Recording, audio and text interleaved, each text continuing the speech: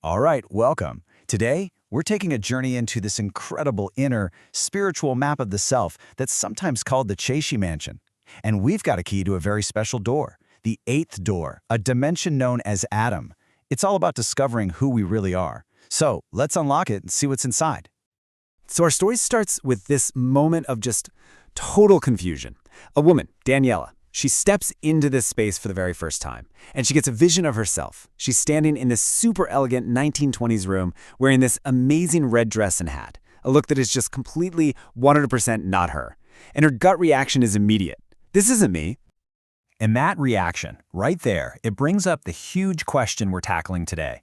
What if the image you have of yourself, the one you're totally comfortable with, the one you know, is actually the very thing hiding the truer, more powerful person you're really meant to be? Okay, so what is this place? Well, Adam is the eighth door, the eighth dimension on this inner map. And its whole reason for being is self-discovery. It's a space designed for you to confront who you think you are and who you could actually become. Now, the name Adam is from the Hebrew word for humanity, but don't think of it as some static label. No, it's a process. It's a dynamic, active space where you're meant to go in and really grapple with and ultimately transform how you see yourself. And this is cool. Even its location is packed with meaning. The fact that it's the eighth door connects it to ideas of new beginnings, of resurrection, like a whole new creation of you. And it's on the right side of this inner mansion, which symbolizes action. It's about taking that inner discovery and actually shining it out into the world. You know, Daniela's experience of seeing this version of herself that felt like a stranger, well, that wasn't a fluke. That's actually the main event in Adam.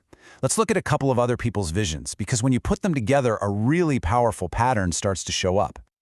So first, there's a guy named Kilan. When he went into this space, he didn't see some glamorous vision of himself. He saw an office, a completely empty office. And you can just feel it, right? That stark image points to this deep disconnection, maybe from his work or his purpose. Something was missing. Then you have Mira. Her first vision was of a tree of life that just felt fake, artificial. But as she worked in this space, that image started to change, and it transformed into this huge, strong, healthy oak tree. I mean, what a beautiful picture of moving from a false self to one that's authentic, alive, and just full of potential. And then there's Maris. She saw herself as this incredibly elegant and dignified woman, sort of like Jackie Kennedy. And for her, this vision was a total game changer. It helped her finally break free from this really negative self-image she'd been carrying her whole life and start to own a new sense of dignity and worth. So do you see it? An empty office, a fake tree turning real, a vision of dignity. On the surface, they seem completely different, but underneath, the conflict is exactly the same. Every single one is about this fundamental struggle, letting go of a small, limiting idea of yourself to embrace a much bigger, truer, more powerful one. So to really get what's going on in these visions, the sources give us this perfect metaphor. And it's really the key to the whole thing. It's called the Hall of Mirrors. I want you to just picture it. You walk into this space and it is filled with mirrors, but these aren't your typical mirrors. Some of them reflect all your fears and past failures back at you. Others show you the person your family or society expects you to be. And others reflect all those social masks we put on without even thinking about it. And to top it off, a lot of these mirrors are dusty, cracked, or warped like in a carnival funhouse. So what's the point? Are you supposed to run around frantically trying to clean every single one of these broken mirrors? No, absolutely not. The actual work here is so much more focused. It's about finding one single true mirror and learning how to look into it. This one special mirror is called the mirror of God. And here's the thing, it doesn't show you a physical image. It might reflect pure light, or maybe you feel the wind on your skin. What it's reflecting is your essence, your original divine identity. It's showing you who you were, the feeling of your own value before all those other distorted mirrors got in the way. Now, to make this even clearer, it helps to compare Adam to another door on this map called Afar.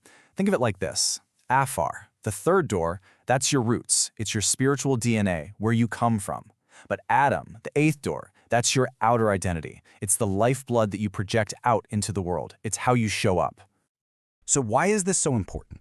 Why is staring into this one true mirror such a critical piece of the puzzle? Well, it turns out that healing how you see yourself in Adam is the absolute foundation for everything else you're meant to do. You see, there's a very clear path laid out. Step 1, Adam. You have to heal your self-perception and know who you truly are. Only then can you move to the next phase, Haya, which is all about taking authentic action. And from there, you can finally manifest your purpose in the world through Nefesh. The order here is absolutely crucial. You can't skip a step. But, this is hard work. And maybe the biggest challenge isn't just seeing that true reflection, it's accepting it.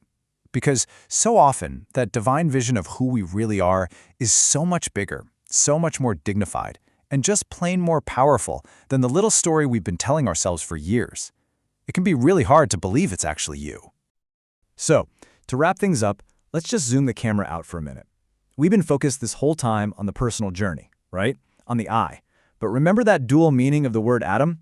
Let's talk about the we.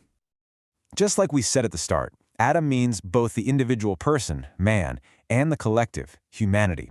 And all this work we've been talking about, this whole process, has been about learning to see our individual selves through that one true mirror. And that brings us to our final thought, a pretty big one. What happens when this work expands? What happens when we learn to see not just ourselves, but to see everyone, to see all of humanity through that one true, undistorted mirror of God? What would change then?